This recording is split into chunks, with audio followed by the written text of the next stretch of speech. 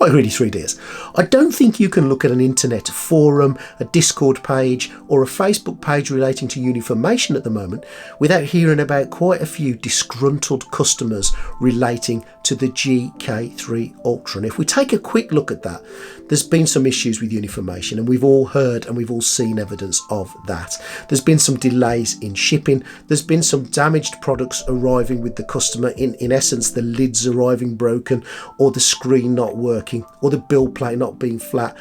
There's been quite a few little problems, or that all seem to add up to a bit of a quality control issue with Uniformation. And that's a real shame, because they cut their teeth with the GK2, which has been a fantastic and maintains to be a fantastic 3D printer. But what I wanted to do today is just bring a little bit of balance to the force and just tell you my experience of my GK3 Ultra that I received around about the start of November, and I've been using this as my go-to printer since then, printing big volumes, small volumes, all sorts of things that I can do to gain some experience on it so that I can feed back to you about what I found with mine. Now, the first thing I'll say is, and I think this is really important, Uniformation sent me my GK3 Ultra. I did not pay for it. Money did not change hands. But before any of you out there go, oh, here we go, we've got a YouTuber who's had a free GK3 Ultra who's going to start singing its praises, I promise you this, I will not do that. I will not do that. And I understand, because I'm a human being in the real world, why some people may think that. But I can tell you this, I don't care what company sends me to test. If I don't like it, I will tell you that I don't like it. You have my word on that. So they sent me my GK3 Ultra without any real sort of, this is what we want you to do. They just said, use it, let people know what you think about it. So I did exactly that. I used it. And I have to say, and I feel almost a little embarrassed saying this, because I know so many of you are frustrated with what's going on with yours. Mine has pretty much worked out of the box, and up until now, and concluding now, is producing really high quality, really good 3D print after 3D print. Now, the other thing I'd say to you is this: if you look a little bit deeper in the forums, you can see that there are other people who are having no problems with their GK3 Ultras, and they're working absolutely swimmingly. One of the problems you get with the forums and with Discord, etc., is it's an old saying that a bad news story sells, but a good news story doesn't really sell. People like to hear about the bad news, and people like to hear about the drama. And you tend to find as well, if you've waited 2, 3, 4 months for your printer and it arrives and you turn it on and it's wonderful, you probably don't say anything. You just get on with it and enjoy it. But if it doesn't work, you're the first one to stamp your fist and shake it in the air and shout from the highest mountain and let people know. And I get that, that's human nature. Now, I'm not also sitting here saying that Uniformation have not got a problem. I am not saying that at all. Clearly, we've got a quality control issue. And knowing Uniformation as I do, as one of their colleagues that talks to them and links in with them almost on a weekly basis now, I know that they are doing everything they can do to rectify the problems. But this problem, or these problems they're getting, is fairly huge. So it's going to take quite a lot of work on their part to bring it back through. And we can argue, and you would be quite right in your arguments, that nothing should have been released till everything was working and testing and running absolutely fine. And I agree with you completely. But in the machines that are coming out, some of them are faulty, some of them are good, and it's almost like a roll of the dice to suggest whether you're going to get a good one or whether you're going to get a bad one.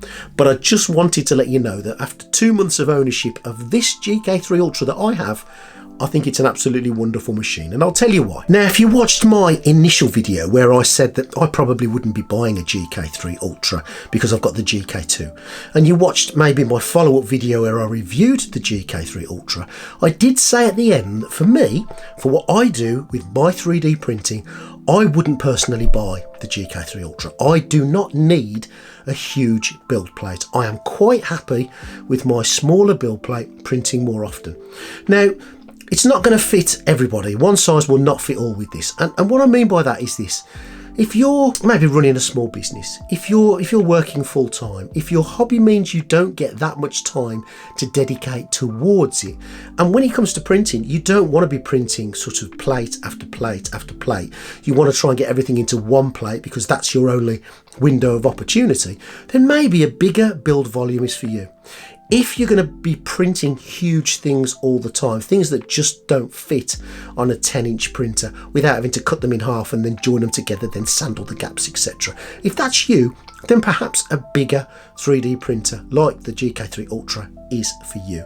For me, it's rare I build big things, and it's rare I don't have the time to do it. As a retired person, I can find the time to print 3, 4 or 5 vats full of prints. I don't need to fit them all onto 1 or 2 build plates. And that's just my personal journey. It may be different to you. But what I will say I have noticed, since I've had the bigger build volume, I have actually used it. I used to build bases on FDM printers because it was just easier and it was quicker and it was simpler to do that, and it was less time consuming than trying to build these bases in parts on a resin printer. Now I've got the GK3 Ultra. I have found on the last couple of prints that I've done that have got big old bases that I have been throwing them onto the Ultra in one go. Now the risk to this, and I said this in my last videos, is if it goes wrong, you lose a shed load of resin. And for me, it has gone wrong on one occasion, and I lost nearly 1 kilogram of resin. And this stuff isn't cheap, is it? This stuff does not grow on trees. Now, when we dig into why that failed, kind of my fault really, because the GK3 told me I hadn't got enough resin in the vat to deal with it, and I thought I had, and I didn't top it up. I didn't use the auto feed system. What a plonker, because it's there and I could have done. And when I went back to it the next morning after 12 hours or so of printing, the whole thing had gone right the way through to the very end, ran out of resin, and as such had failed. So I then had to reprint it after throwing all that away. I used the auto feed system, went back the next morning, and it had printed fine. So my mistake, but I did lose shed loads of resin because of that. And that brings me to the point of, if you do get a mistake while you're printing and it's a big print, maybe it's right at the end, you might have to throw that whole thing away and start again. So the bigger the print, the bigger the risk, but the bigger the reward as well, because the bases that I've printed, I've done a Nordic Wonder Woman, which is one of my latest ones. It's a huge monster of a base, and the actual Wonder Woman herself, there's quite a few parts to it, and I printed the whole thing in 2 batches, and that would have taken me at least 4 to 5 batches on my GK2 or my Uniformation or my Gears RS. The smaller 10-inch approximate printers would have taken many more rounds of vats fulls of resin and build plates to work, but the GK3 Ultra did throw this out in just a couple of prints. And again, because it's working so well for me, it has made me stop and think a little bit more about the importance maybe to you or someone who finds these things are critical of having a larger build area to make it all in one go. And for me, although I could live without it, having the convenience of a great big build plate, I have found it really quite useful. If I hadn't got it, I wouldn't miss it, but now I have got it, well, I probably might miss it if it wasn't there anymore. I'd cope, you know, you'd get by. But I have found that I found it fairly useful. Now, I'm not retracting what I said in my last videos, but what I am saying is, to you, especially to you, on your personal circumstance, this may be the turning point for you. Now, I'll understand as well that your reticence to buy this machine, if you're hearing that everyone around you is having problems, you've got to also remember that the first printers that come out generally are the ones that have the problems and the ones that they're going to have the recalls. It's like buying a brand new car, isn't it? The only difference with 3D printers is if it doesn't work, the 3D company, and it's not just Uniformation, the first thing they'll do is tell you how to fix it and send you the parts, and you can fix it if you feel up to it. Now, if you don't, you have every right to send it back to them. But, you know, a lot of people will have a little tinker with these 3D printers and fix them themselves. Just make sure, if you're going to do anything like that, before you open this thing up, before you start doing it, speak to the company, even if they're telling you to do stuff, and make sure you're not invalidating your warranty if you open it up and repair it yourself. That's really important. And if you're not happy with what you get, send it back. It is your right as a consumer to send it back. Sending it back, especially the GK3 Ultra, is not that easy. And I'll tell you why. When mine arrived, it weighs a bloody ton, and I only had to carry it down into my little man cave and lift it up onto a worktop, and that nearly killed me. If you're carrying it up into a loft, or you're carrying it downstairs into a cellar, or you're moving it through a garden to a man cave sitting at the back of the garden, and you get it there and it's nearly killed you because it weighs a ton, and you unpack the thing and you turn it on and it don't work, I get the frustration. I absolutely get that. And you've waited so long for this shiny thing in green and it doesn't work. I absolutely get that too. And sending it back, you've got to arrange the courier, you've got to get the thing taken there, you've got to carry the thing again. It's a blinking nightmare. I absolutely get it, and I sympathise with every single one of you that have had a unit that doesn't work. My unit has worked flawlessly, and as I said earlier, I feel a little embarrassed saying that to you guys, and I just pray that you believe what I'm saying. I'm not saying it for any other reason than to try to add some balance to the argument that there are GK3 Ultras out there that work, and I know other YouTuber friends of mine are using theirs without any issues or any aggravation. I also know other YouTuber friends of mine who are having problems with it, so I see this problem on both sides. But for me, my journey with the GK3 Ultra, although it would never have been my first choice to buy one because of the reasons I talked about earlier, now I'm using it. Now I'm using it as my workhorse. Now I'm using it day in, day out. I really do like it. I really do. And I think the latest update, the version 1.2.1, that now gives us the RERF test, which is the resin exposure rangefinder test, which again isn't perfect, and I've done a video on that, but they're moving in the right direction. It's just another way, another show that Uniformation are listening to the customer and are trying to accommodate what the customer needs. This damage to their reputation is going to be a slow process to put right, but I am confident that they are doing everything they can in the background, and I am confident that you guys who've had problems will get some kind of rectification. Now, what I would like to do with this is in the comments section below, because people read the comments on these videos, is if you've had a good GK3 Ultra, if you've had no problems with yours, please just put down a comment in there, even if it just says no problems with mine, or yeah, everything good, just so people can see that there are people getting them that are working fine without any problems. And if you've had problems with yours, put that down below as well. What I want to try and do is get a fair balance of an equation of numbers, really, about how many have been sent out, how many are good, how many are bad, and it would be interesting to see if we can work out some quota on that to see just what is going on, because the problem may not be as big as we fear it is, or it may be, and it's very difficult to gauge. But all I can say from my experience and experience of other people that I've known is some of these GK3 Ultras are coming out absolutely fine. They're working fine straight out of the box. They're producing quality print after quality print after quality print, and they're doing what they're supposed to do. And that's a bit of a breath of fresh air to hear that, really.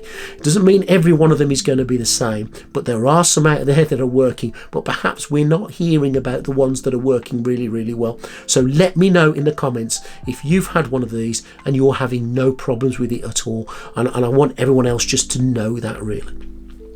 What I also want to say is I've heard some stick on the internet recently to YouTubers who, like me, have been sent a GK3 Ultra, and like me, I've got an affiliate link to the GK3 Ultra. So in other words, anyone who buys a GK3 Ultra or a GK2 through my affiliate link on Greedy 3D, a little bit will kick back to the channel, and I'll make a few quid out of that sale. And I've never hidden behind that or lied about that, and that does happen, and that's one of the ways that YouTubers make a few quid from selling their wares, if you like, on the internet, and just showing people what this is all about. My personal view on this is simple, really, and there's two folds to this. One, whether you buy through my affiliate link or not, I don't care, because if you think at any point that I'm only telling you stuff so you buy it through my link, then buy it somewhere else straight away.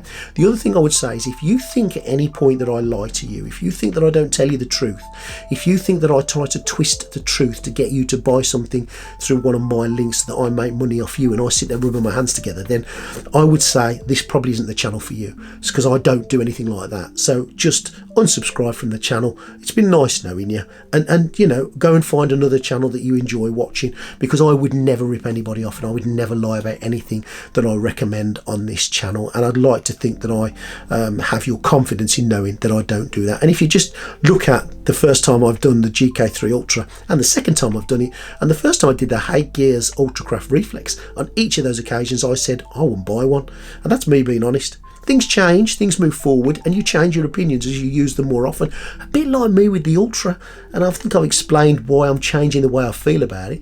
Now, if I'd have had my GK3 Ultra and it didn't work, I might be having a different conversation with you altogether here, and I think that, again, is human nature. And if we look at the GK3 Pro that I've got, again, that was sent to me for testing purposes. I had a load of problems with that, and I still have no confidence in the thing at the moment. Now, we know that my comments went back to Uniformation and they're rejigging it, they're rechanging it, and they're redesigning it, and they're going to send it out again, and that's absolutely fine. But I'm always honest with you guys. So let me know what you think about your GK3 Ultra. Good, bad, problems? Have the problems been solved? Do you have no problems at all? And let's let everybody know, be able to make a general consensus, a decision on whether you want to buy the GK3 Ultra now, wait a little bit longer, or buy something else. The important thing is you get the printer that you want, and hopefully you get a printer that works and does what it says on the tin, which is 3D print from as soon as you get it out of the box. Now, if you like what you see today on my little old channel, please subscribe to the channel. Please think about joining the Greedy 3D Patreon. It's free, or it can be a couple of quid a month just to support the channel in that way. I've got affiliate links for pretty much everything that I use, and if you want to know what sort of paints I use, or what sort of primers I use, or all sorts, there's links down below, and all of those are affiliate links. If you want to follow those affiliate links, a little bit will kick back, as I've said earlier. But if you don't want to do that, that's absolutely fine as well. I don't do this to make money out of you guys. Let me know what you think. It's really important. I hear your comments down below, and thank you for watching. I hope this has added a little bit of maybe balance at the moment, and I do feel for them because they're working hard, and they've really got to work even harder to pull their reputation back. But I really do keep my fingers crossed, and I'm sure they can do it. They're a hard-working bunch of guys and girls, so let's give them a little bit of support. Hope you've enjoyed that today, and I'll see you next time on Greedy 3D.